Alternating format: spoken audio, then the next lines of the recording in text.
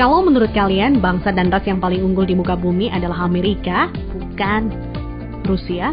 Bukan juga. Jerman? Inggris? Prancis? Juga bukan. Cina? Apalagi? Bukan guys.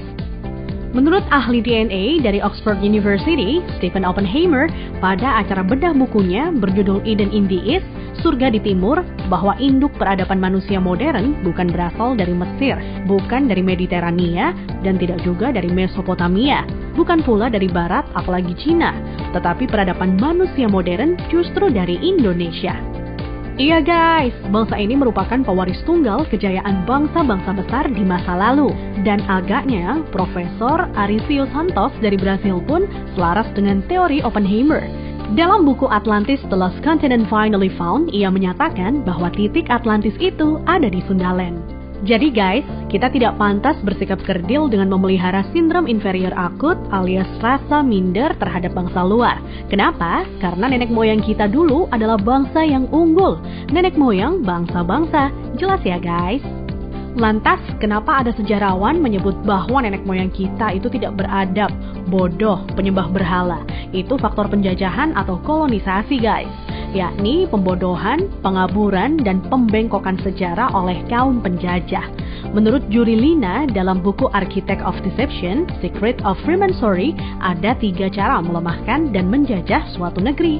Pertama, kaburkan sejarahnya. Kedua, hancurkan bukti-bukti sejarah bangsa itu hingga tidak bisa lagi diteliti dan dibuktikan kebenarannya.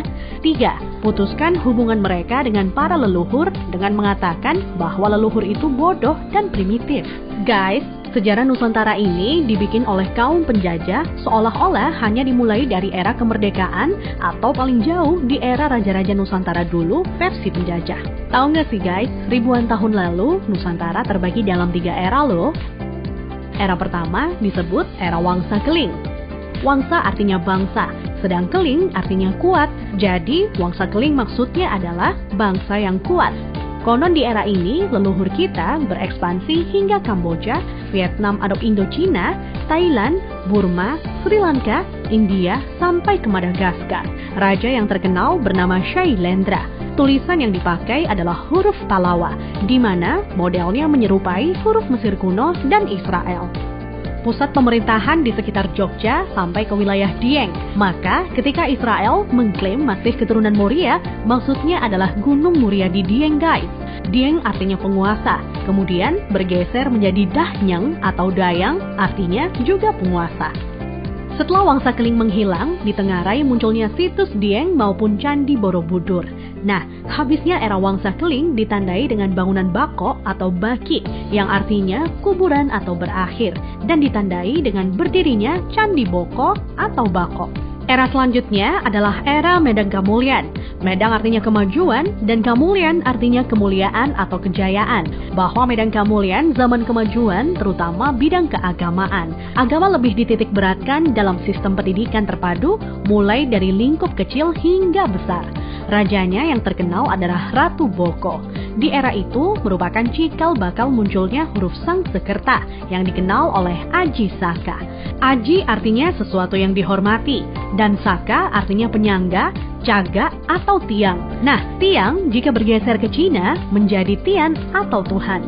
Jadi guys, Aji Saka artinya sesuatu yang dihormati karena Tuhannya, atau segala sesuatu yang mengacu pada Tuhan yang sangat dihormati. Kemudian huruf-huruf tadi akhirnya menjadi bahasa Sangsekerta. Jadi guys, Sangsekerta itu asli berasal dari bumi Nusantara atau Indonesia, bukan dari India. Kenapa? Di India tidak ada kata-kata sang. Jika berbasis kata sang, justru lebih dekat ke Cina.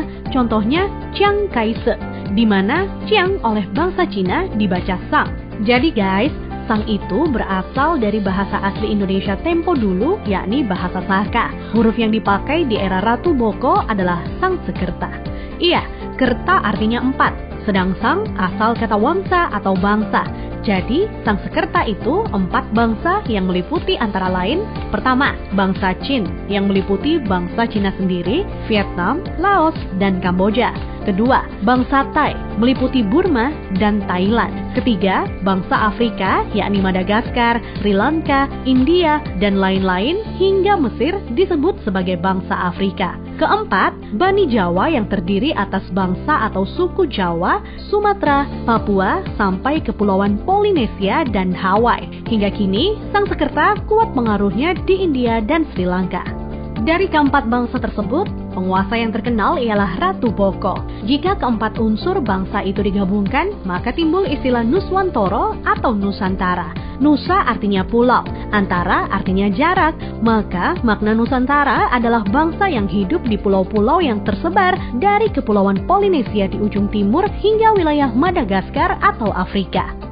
Selanjutnya dari era Medan Kamulyan berganti ke era Kahuripan. Kahuripan artinya kehidupan. Raja yang terkenal adalah Hayam Wuruk atau Brawijaya III yang terkenal dengan sebutan Jumadil Kubro sebagaimana makamnya di Troloyo, Trowulan, Mojokerto. Maksud kata Jumadil adalah Jum'ah atau Jumat yang artinya berkumpul atau bersatu dan Kubro artinya besar. Jadi Jumadil Kubro maknanya adalah berkumpulnya sesuatu yang besar atau istilah Sangsekerta disebut Sumpah Palapa. Melalui Sumpah Palapa, Hayam Wuruk berhasrat membangun kembali Nusantara sebagaimana dulu pernah gemilang di era Medan Kamulyan. Ia ingin menyatukan Nusantara yang telah tercerai-berai menjadi beberapa kerajaan atau wilayah kecil-kecil.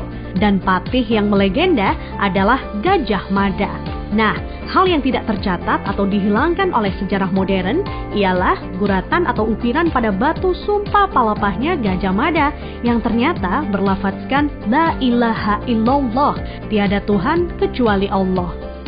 Itulah guys, catatan yang hilang dari sejarah leluhur kita yang menurut Arisio Santos.